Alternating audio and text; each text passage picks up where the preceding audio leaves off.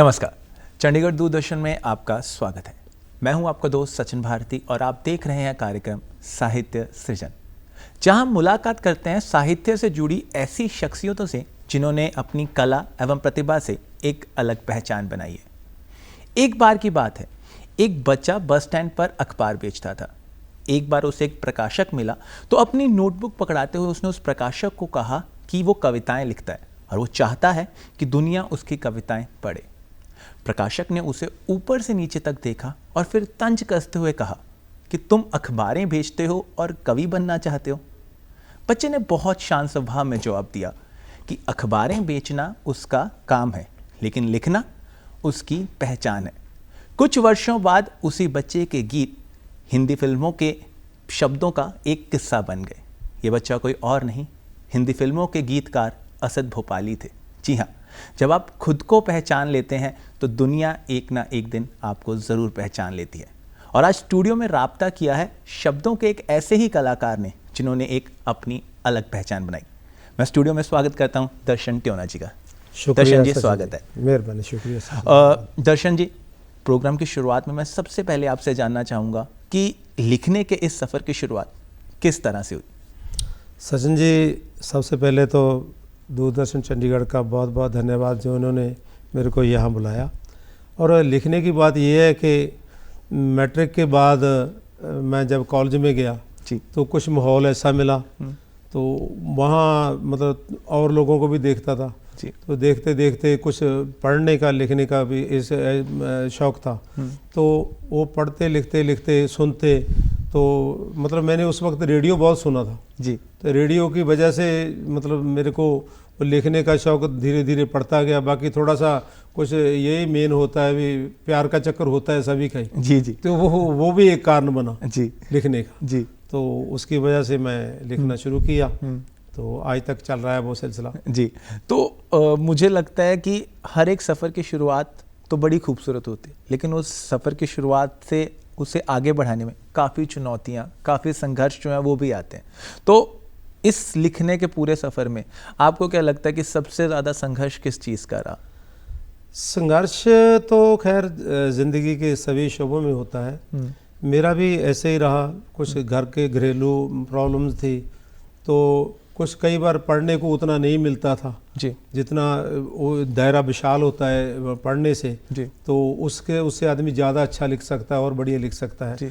धीरे धीरे वो भी संघर्ष चलते चलते ख़त्म हो गया। अब लिखने में मतलब एक्सपीरियंस हो गया, तो अब वो संघर्ष वाली बात रही नहीं है। पहले संघर्ष जो किया वो सभी हर तरफ से ही मतलब संघर्ष था। घर की प्रॉब्लम्स थी जी, मतलब बाकी बाहर की इकोनॉमिक कंडीशन भी नहीं थी जी। वो सभी जगह संघर्ष की बातें बहुत हैं। तो वो संघर्षों से तो धीरे धीरे निकलते गए, तो आज यहाँ तक आपके सामने बैठे हैं जी। और मुझे लगता है कि लेखन को लेके अगर आपके लिए प्यार है ना, तो दिक्कतें जितनी मर्जी हो आप उसे अपने से दूर नहीं होने देते।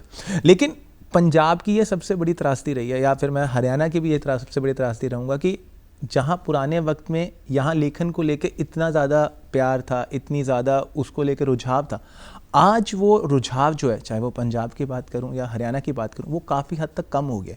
तो आपको क्या लगता है कि इसके पीछे की जो मेन वजह है वो क्या है? वो सचिन जी, ऐसा है कि पहले लोग हाथों से काम करते थे, खेतों में जाते थे, मिट्टी से जुड़े हुए थे, ठीक है। तो एक तो ये वजह हो गई कि आजकल काम कम हो गए, वो उतना नहीं रहा जी। और दूसरा मतलब जो आने जाने के और कितने साधन हो गए, किसी के पास टाइम नहीं है, बिजी शेड्यूल हर एक का इतना हो गया है भी वो उसके पास टाइम ही नहीं है। तो इसकी वजह से मतलब एक तो ये मतलब कह सकते हैं अभी इससे रुझान कम हो गया। दूसरा सोशल मीडिया का ज़माना है। सोशल मीडिया की वजह से लोग फजूल की बातों में बहुत बार बिजी रहते हैं जी। कोई वो ढंग से काम नहीं कर पाते। कोई ये लिखने का तो बहुत बड़ा काम होता है जी, इसको भी अच्छे से नहीं लेते। तो और से मतलब यही वजह, बाकी पैसे की दौड़ हो गई है। हर तरफ पैसा पैसा पैसा पैसा, कहीं से भी किसी ढंग से कमाओ तो पैसा आना चाहिए जी। तो वो आदमी दूसरी कलाओं की तरफ ध्यान ही नहीं देता। ध्यान देता है तो बिजनेस के पर्पज से ही ध्यान देता है जी। तो इसीलिए ये कला पीछे रह रही है।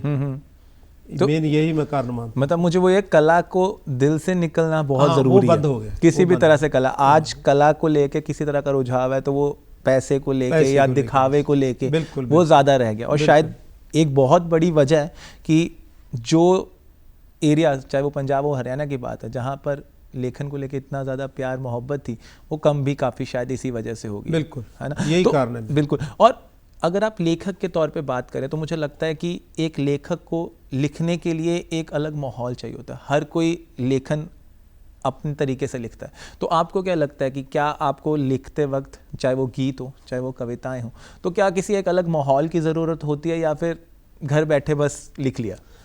सचिन जी, ऐसा है, हर एक का अपना अपना ढंग है लिखने का। दूसरों का तो खैर मेरे को मालूम नहीं है, लेकिन मेरा तो ऐसा है भी मैं कहीं भी बैठकर लिख सकता हूँ। और कई बार तो ऐसा हुआ है कि किसी शादी ब्याह में जहाँ कोई मेले का माहौल है, वहाँ ही बैठ के दिमाग चला और लिखना शुरू किया। वो जो सच्चा लेख होता है ना एक तरह से, तो वो उस तरफ से कट जाता है। फिर उसके दिमाग में जो ऊपर से कोई बाणी की तरह एक चीज़ आती है ना, कोई शब्द आते हैं, तो वो उकेरता जाता है अपने कागज पे। तो उसको माहौल का ऐसा नहीं फर्क पड़ता भी किस माहौल में बैठा है, क्या क्या कर रहा है क्या नहीं। बहुत बार मेरे साथ ऐसा हुआ है, मेरे घर में कोई काम चल रहा होता है, पीछे थोड़ी देर पहले काम चल रहा था, वो सफेदी वाले सफेदी कर रहे थे, लेकिन मैं वहां बैठा लिख रहा था, उनको भी बता रहा था ये कर लो ये कर लो, मैं खुद भी लिख रहा था। यानी कि मेरे को तो खैर अलग से माहौल नहीं कोई चाहिए। मैं तो जैसा भी, जब पता मूड बना तो बस शब्द आए तो उकेर दिए। मेरे को ऐसे माहौल की जरूरत नहीं है अभी कोई अलग से बात करूं जब। जी, मतलब जहाँ है जैसे हैं वैसे ही कुछ ना कुछ तो आ ही जाएगा, आ जाता है, आ जाएगा। अच्छा, लेखन के बारे में दर्शकों को बताइए कि लेखन में जैसे खुली कविताएं होती हैं, गीत होते हैं, लेकिन आज के वक्त में इन सब चीज़ों के बारे में लोगों को इतना पता नहीं है। तो क्या अंतर है खुली कविताओं में, गीतों में, और किस तरह से लोग उन्हें लेते हैं? असल सचिन जी क्या है ना, जो खुली कविता है जी, वो इसकी वजह से भी ये मतलब जो हमारा ये कल्चर है जी, ये गीतों का, खासकर जो पुराने समय में किस्से होते थे, हीर रांझा का, सोनी महिबाल का, मैंने देखा है जो बकरियां चराने वाले आदमी थे ना, उनके पास भी किस्से होते थे। जी बिल्कुल। ये उस वक्त मतलब ये प्रफुल्लित हो रहा था, सभी लोग खेतों में जाकर बोलते थे, गाते थे। तो ये अब क्या है, अब मतलब ये जैसे ये खुली कविता आ गई, ठीक है, जहाँ एक गजल है, गजल में एक ख्याल आया वो लिख दिया, खुली कविता में भी आपका ख्याल है वो लिख दिया आपने, जैसे भी उसको दी। और लेकिन गीतों में खासकर ऐसा होता है भी गीत की एक मीटर होता है, जिसमें वो मीटर में बंद कर लिखना होता है, एक सैचुरेशन होती है, जहाँ कई बार क्या होता है भी जो आगे कोई आप चीज देख रहे हो, समाज में देख रहे हो, क्या चल रहा है, उसके हिसाब से भी आप मतलब लिखते हो जी, ठीक है।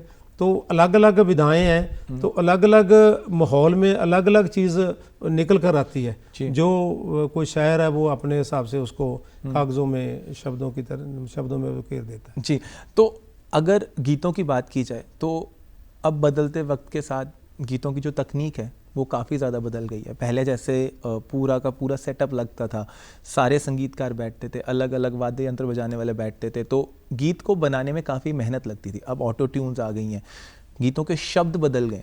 तो आपको क्या लगता है कि जो ये बदलते शब्द हैं गीतों के, क्या इनका लेखन पे कुछ असर आया है या समाज पे इनका कुछ असर है? पूरा ही असर है जी। पहले तो ऐसा था भी हमारे जितने भी कोई शादी ब्याह का, कोई बच्चों का जन्मदिन का, किसी बाहर जाने का, किसी मौसम का, वो सभी के ऊपर एक एक गीत होता था, कई गीत होते थे बिल्कुल। तो वो उस माहौल में वो चलते थे, तो मन को सुकून मिलता था मैं, हाँ यार ये कुछ सुना है तो आदमी आराम महसूस करता था। अब क्या है, उस वक्त जो म्यूजिक की बात की आपने, म्यूजिक भी वो लाइव चलता था, वो उसके गायक के हिसाब से ही मतलब होती थी बात जी, जो भी होती थी। तो अब क्या है, अब तो मतलब जो आपने बोल दिया वो रिकॉर्डिंग की अलग बात हो जाती है, म्यूजिक उसमें अलग हो जाता है। वो स्वाद जो होता है, वो जो एक चाहत होती है अंदर की, वो खत्म हो गई है। शब्दों के ऊपर तो कोई ध्यान नहीं दे रहा। गीतों में वो जो एक मतलब होता था भी यार ये सुने, बार बार उसको गुनगुनाते रहते थे आदमी जी, वो गुनगुनाने वाली बात भी खत्म हो गई, उसका जो स्वाद था वो भी खत्म हो गया जी। अब कुछ भी नहीं रहा, शब्दों के ऊपर तो कोई ध्यान, अब तो बिजनेस है, बिजनेस के हिसाब से वो अलग बात है भी कैसे फिल्म में दिखाना है, क्या करना है, गीतों में बाहर भी कैसे दिखाना है, उसको क्या कैसे परोसना है, पैसा कैसे कमाना है, वही मेन बात वही रहेगी। जी बिल्कुल, लोगों की, हमारे दिल की, जहाँ हमारी चाहत की कोई किसी को ख्याल नहीं है जी, तो सिर्फ पैसे का है भी, वो कैसे है जी। पहले आपने जैसे बहुत खूबसूरत बात की कि पहले हर एक रिश्ते के ऊपर, हर एक सिचुएशन के ऊपर गीत जो है वो बनाए जाते थे फिल्मों में, लेकिन अब पार्टी के अलावा गीतों को उतना ज़्यादा फोकस दिया ही नहीं जाता। पहले गीतों के लेखन पे कितना ज़्यादा महत्व दिया जाता था कि शब्दों को इतनी खूबसूरती से पिरोया जाता था, अब भाषाओं को मिक्स करके उन शब्दों को बना दिया गया। तो वो मुझे लगता है कि कहीं ना कहीं जो गीतों की महत्वता थी या उनकी जो ओरिजिनलिटी थी वो कहीं ना कहीं उनसे दूर हो गई। सचिन जी ऐसा भी है, कुछ जो पुराने गीत अच्छे गीत हैं, पुराने तो खैर सभी अच्छे थे जी, तो उनकी रीमिक्सिंग होकर भी आ रही है आज जी, गीत वही है, उसकी वो धूम धड़के वाला वो म्यूजिक बना के उसके ऊपर वो हमारे को परोस रहे हैं। तो क्या आपको नहीं लगता कि शब्दों की कमी आज के वक्त में है कि पुराने गानों को रीमिक्स करके लाना पड़ रहा है? ये तो है, ये तो है, उनके पास शब्द ही नहीं है इसीलिए रीमिक्स हो रहा है जी, और लोगों को अच्छा भी लग रहा है। जी बिल्कुल, जमाने के हिसाब से अगर देखें तो वो भी अच्छा हो रहा है जी। और कई बार कुछ कलाकार ऐसे हैं जो वही गीत गाकर पता नहीं कितने पैसे कमा गए, कितना ऊंचा चले गए जी, वो खुद बाद में गाने लगे। हिंदी फिल्मों में की बात करूं तो खासकर, तो वहाँ बहुत से कलाकारों ने उन गीतों को गाकर ही अपनी एक इमेज बना ली। जी, अपनी रचनाओं के बारे में बताइए, अपनी कविताओं के बारे में, अपने गीतों के बारे में बताइए। सचिन जी ये आपने बहुत अच्छा सवाल किया है। मैं मतलब अपने ज़्यादातर मेरा पंजाबी में भी है जी, पंजाबी में गीत ही लिखता हूँ मैं जी, तो मेरा एक तो है भी सभी टॉपिक के ऊपर तकरीबन मैंने गीत लिखे हैं। जी बिल्कुल, तो वो गीत शब्दों की वजह से जब आप सुनोगे, यहाँ की जो सुभाएं वगैरह हैं सभी में मैं जाता हूँ, वो सुनते हैं तो बड़ा आनंद आता है, मन को भी सुकून मिलता है जी। तो आप भी अगर जब कभी सुनोगे, जब तो कभी क्यों अभी सुनेंगे, हाँ यार ये आदमी अच्छा मतलब लिखता है, आज के हिसाब से जो हमें हमारे मन को भाता है जी वही लिखता है ये। जी जी। तो आपने सुनोगो की बात की है, तो पहले मैं कहता हूँ कि आपकी कुछ जो सबसे पसंदीदा है, जो आपको लगता है कि यार ये वाली तो मेरी फेवरेट है। ऐसा है सचिन जी, जैसे एक माँ को अपने सभी बच्चे प्यारे होते हैं, बिल्कुल, माँ बाप को कह लो, तो मेरे को तो अपने सभी प्यारे हैं, सभी प्यारे हैं। हाँ। कोई खास नहीं है जी, बाकी जो कभी माहौल के हिसाब से अच्छा लगता है वो मैं बोल देता हूँ। जी चलिए, आज कोई माहौल के हिसाब से फिर किसी एक बच्चे को आज आगे कीजिए और उसकी कुछ अपने शब्दों को सुनाइए। एक ये है मेरा नया गीत है जी, वो है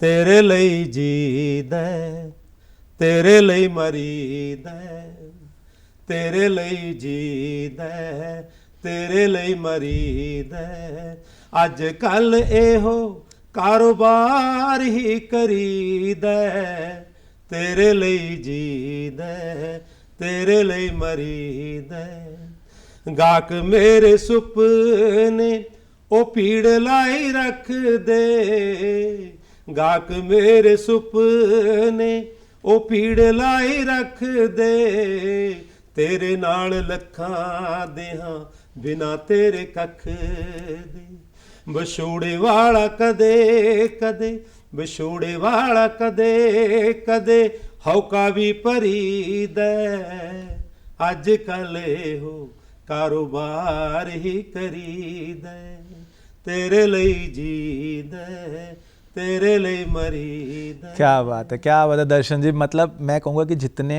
खूबसूरत शब्द हैं आपके, उतनी ही खूबसूरत आवाज़ भी है और मतलब दर्शक इस चीज़ को महसूस कर पाएंगे कि जो चीज़ दिल से निकलती है वो कितनी खूबसूरत हो सकती है। ये तो चलो किसी के लिए था, लेकिन सामाजिक मुद्दों के ऊपर अगर आप बात करेंगे तो उसके ऊपर अगर आप कुछ सुनाना चाहें तो। वो ऐसा है, समाज के ऊपर जो मतलब गरीब लोग हैं ना हमारे मुल्क में ज़्यादातर जी, तो मेरा मन चाहता है यार मैं गरीबों के लिए कुछ करूं जी। तो एक तो मतलब ये गीत है, चल जिंदे मेरी है नी मेहनतां दे घरां विच दुखड़े तलइए नी बंडा ठरे ठरे पिंडियां नूं सेक दे मुहब्बतां दा ठरे ठरे पिंडियां नूं सेक दे मुहब्बतां दा अपने तलइए नी बना चल जिंदे मेरीए नी ਮਿਹਨਤਾਂ ਦੇ ਘਰਾਂ ਵਿੱਚ ਪੈਰਾਂ 'ਚ ਬਿਆਈਆਂ ਜਿਹਦੇ ਵਾਲਾਂ ਵਿੱਚ ਮਿੱਟੀ ਨੇ ਪੱਕਾ ਕਰ ਲਿਆ ਹੈ ਬਣਾ ਡਿੱਕ ਡੋਲੇ ਖਾਂਦੇ ਉਹਦੇ ਪਿੰਜਰ ਨੂੰ ਬਾਹੋਂ ਫੜ ਡਿੱਕ ਡੋਲੇ ਖਾਂਦੇ ਉਹਦੇ ਪਿੰਜਰ ਨੂੰ ਬਾਹੋਂ ਫੜ ਹਾਸਿਆਂ ਦਾ ਦੇਈਏ ਕੋਈ ਸਾ ਚੱਲ ਜਿੰਦੇ ਮੇਰੀਏ ਨੀ ਮਿਹਨਤਾਂ ਦੇ ਘਰਾਂ ਵਿੱਚ ਦੁੱਖੜੇ ਤਾਂ ਲਈਏ ਨੀ ਵੰਡਾ ਚੱਲ ਜਿੰਦੇ ਮੇਰੀਏ ਨੀ। क्या बात है। आप अपनी कविताओं को, अपने गीतों को इतने खूबसूरत तरीके से लिखते हैं, तो जब इन्हें किताबों में पिरोया तो उनके बारे में बताइए, क्योंकि आपकी 2 किताबें भी आई हैं, तो उनके बारे में क्या बात बताएंगे? ऐसा सचिन जी, किताबें, पहली किताब मैंने मतलब जब मेरे को 15 साल के करीब हो गए थे लिखते हुए जी, तब मैंने एक, वो भी दूसरों के कहने से मैंने जी निकलवाई जी। तो उसके बाद 13 साल के बाद मेरी दूसरी किताब आई है। पहली किताब का नाम कान्या दी कुल्ली था। अच्छा। और जो दूसरी है उसका नाम है लपक हासे गिठ करोसे। अच्छा, ठीक है। तो मतलब ये 13 साल के बाद दूसरी किताब आई और सभी टॉपिक के इसमें मतलब गाने हैं जी। तो हर एक अलग अलग मुद्दे, अलग अलग शैली, कोई भी है वो मैंने शो है जी, उसको मैंने पकड़ में लिया है जी उसको। तो इन दोनों किताबों में असल में गीतों की वो एक संगठन है सारा का सारा, जो समाज के हर मुद्दे को, हर शैली को कहीं ना कहीं पकड़ता है। हाँ बिल्कुल बिल्कुल, सभी को बिल्कुल। तो अगर लेखक की बात करें तो मुझे लगता है कि जब कोई किताब लिखते हैं तो उस लेखन में उसके खुद के जीवन का बहुत प्रभाव होता है। बिल्कुल। तो आपको क्या लगता है कि आपकी लेखन में आपके खुद के जीवन का कितना प्रभाव है? मेरा प्रभाव वैसा है जैसे मैंने मतलब थोड़ा सा गरीबी में समय लगाया है जी, तो खेतों में काम किया, वो उसका प्रभाव फिर मैं जैसे मैंने देखा भी आस पड़ोस में मैं जो देखता था माहौल जैसा, तो वो भी मेरे को मन को छू जाता था भाई यार ये बेचारे ऐसे ऐसा है।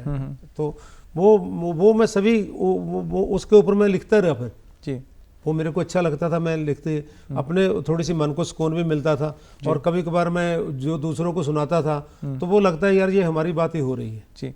मेरे को भी, मेरी तो थी दूसरों की भी लगती है अभी, हाँ उनको लगती थी यार हमारी बात हो रही है जी। तो साहित्य ने मुझे लगता है कि जीवन में एक आपके बहुत ही महत्वपूर्ण जो किरदार है वो निभाया है। बिल्कुल।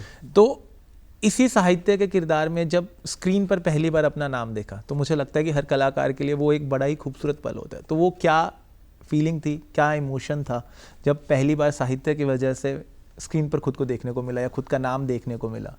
पहले तो ऐसा जी, हम लोग किस्मत वाले हैं जी जो स्क्रीन पे आ रहे हैं जी जी बिल्कुल। तो जब पहली बार था फिर तो मतलब एक तो मन को इतनी खुशी थी भी जितनी मैं शब्दों में बयान ही नहीं कर सकता भी वो मतलब है। तो बाद में जो एक और था भी दूसरों को सभी को बताना भी हाँ भाई मेरा आज दूरदर्शन में प्रोग्राम आ रहा है जी। तो आप लोगों को देखना, रिश्तेदारों को फ़ोन कर दिया सभी को। जब फिर आए तो ऐसा लगा भी यार पता नहीं दुनिया का क्या अजूबा मेरे को मिल गया है जी। तो इतनी खुशी तो वो फिर दूसरों के फ़ोन आए, दूसरों से बात हुई तो वो सभी खुश हुए, कहते यार तू अच्छा है भी, तू आगे बढ़ रहा है। वो भी खुश होते थे, मन को इतनी खुशी मतलब है, इंतरीब खुशी इतनी मिलती थी। तो मैं मतलब क्या बताऊं उसका, तो शब्दों में बयान करना तो आसान नहीं है मेरे को जी। तो साहित्य सिर्फ खुशियां नहीं लेके आता, साहित्य कई बार चुनौतियां भी लेके आता है। तो जैसे आपने बोला कि 13 साल के अंतराल के बाद आपकी दूसरी जो किताब थी आपने प्रिंट कराई है, तो कभी ऐसा कोई दौर आया जब लेखन ने वो मन टूट गया हो, जब लिखा कि यार नहीं अब नहीं लिखना कुछ इतना ज़्यादा आगे? क्योंकि आज के वक्त में लेखन के साथ सबसे बड़ी दिक्कत यही है कि लेखन को उतना ज़्यादा पब्लिसाइज नहीं किया जाता या उतनी ज़्यादा उससे जैसा हम एक्सपेक्ट करते हैं कि रिटर्न में कुछ मिले वो नहीं मिल पाता। तो कभी कोई ऐसा पल आया हो जहाँ पे लगा हो कि लेखन के साथ अब रिश्ता तोड़ लेना चाहिए? नहीं, ऐसा खैर हुआ नहीं। मन में कई बार आता है भी यार जो अच्छा नहीं लिखते वो पता नहीं क्या क्या कमा रहे हैं जी, क्या क्या मतलब उनके पास है, कितने लोग आते हैं, मीडिया में भी कितने छा रहे हैं वो, तो जुगाड़बाजी करते हैं, पता नहीं भगवान जानता है भी क्या क्या होता है। लेकिन मेरे को ऐसा नहीं लगता। मेरा ये एक मन का सुकून है, ये मेरा मैं लिखना है जो मेरे को लिखकर ना बहुत खुशी मिलती है। मैं कभी ऐसा नहीं सोचता भी यार मैं बंद कर दूं। जहाँ कई बार होता है भी जब दूसरों को देखते हैं भी यार ये कुछ भी नहीं लिखा हुआ है इनका, तो ये कितनी आगे बढ़ गई यार, हम इतनी देर से लिखते हैं, इतना लोग बोलते हैं भी अच्छा भी लिखते हो, तो फिर भी कोई उसका मोल नहीं होता जी। तो वो कहीं ना कहीं एक दर्द रह जाता है। वो दर्द तो है जी। तो सोशल मीडिया के इस दौर में आपको क्या लगता है लेखन कितना मुश्किल है? मुश्किल है जी। जैसे मेरे जैसे हैं उनको, उनके लिए तो मुश्किल है, लेकिन कुछ लोग जो पता नहीं किस तरह के लिखते हैं उनके लिए तो मेरे ख्याल में आसान ही लगता है। मेरे को तो मुश्किल लगता है भी कोई सिचुएशन में जैसे कोई गीत लिखना है, कोई बात करनी है किसी किस्म का, ये तो वो मेरे को तो बहुत बार मुश्किल लगता है। और कई बार मैं गीत कोई लिखता हूँ तो कई 6-6 महीने लग जाते हैं, 8-8 महीने लग जाते हैं, कई बार 15-20 मिनट में भी हो जाता है, आधे घंटे घंटे में भी हो जाता है। फिर उसको लिखकर उसको तराशना, उसको क्या क्या कहाँ कहाँ क्या हो सकता है, नया को क्या हो सकता है, वही बात आ जाती है ना कि आज के वक्त में कहीं ना कहीं सोशल मीडिया का इम्पैक्ट ये भी रह गया है कि ओरिजिनल शब्द नहीं रह गए, मिक्सिंग बहुत इतनी होगी, जो वो सोच है, जो थॉट है वो ओरिजिनल नहीं रह गया। तो जो युवा आज लेखन से जुड़ना चाहते हैं, आप उन्हें क्या सलाह देना चाहेंगे कि इस लेखन को किस तरह से और खूबसूरत बनाया जा सकता है? देखो जी, एक तो जिंदगी खुद ही तजर्बा दे देती है जी। जिनके पास जिंदगी का तजर्बा नहीं होता वो फिर पढ़ के, जहाँ अच्छा साहित्य सुन के, अच्छे गीत सुन के, अच्छी गज़लें सुन के, अच्छे विचार सुन के उनके पास उनको रख लेना चाहिए। उसके ऊपर फिर अपने शब्द हैं जो बनाने चाहिए, नए शब्द, ठीक है। तो वो मतलब वो दे पब्लिक को, जिससे पब्लिक को कुछ ना कुछ मिले, कुछ ना कुछ रास्ता दिखे उनको।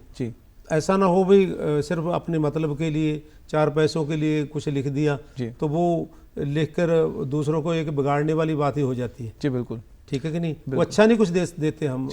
सबसे ज़्यादा ज़रूरी फिर यही आ जाता है कि किस तरह से आप शब्दों को सही चुन सकते हैं, किस तरह से आप लेखन को आगे लेके जा सकते हैं, क्योंकि शुरुआत खुद से ही करनी पड़ेगी। एक बार की बात है, एक लेखक समुद्र के किनारे घूम रहे थे, तभी उन्होंने देखा कि एक बच्चा लहरों की वजह से किनारे पर आई मछलियों को एक एक करके पकड़ के समुद्र में वापस फेंक रहा था। तो लेखक ने उस बच्चे को कहा कि ऐसे वो सब मछलियों को नहीं बचा पाएगा, तो इससे क्या फ़र्क पड़ेगा। तो बच्चे ने एक मछली को उठाया और समुद्र में वापस फेंका, और उसने कहा कि इस मछली को तो फ़र्क पड़ेगा। तो लेखक समझ गया कि दुनिया में हम सबको नहीं बदल सकते, लेकिन अपने काम, अपनी मेहनत और अपने शब्दों से किसी एक के जीवन में परिवर्तन तो ला सकते हैं। और दर्शन जी जैसे कलाकार अपने शब्दों से वही परिवर्तन लेके आ रहे हैं। दर्शन जी, स्टूडियो में जुड़ने के लिए धन्यवाद। शुक्रिया, मेहरबानी, शुक्रिया।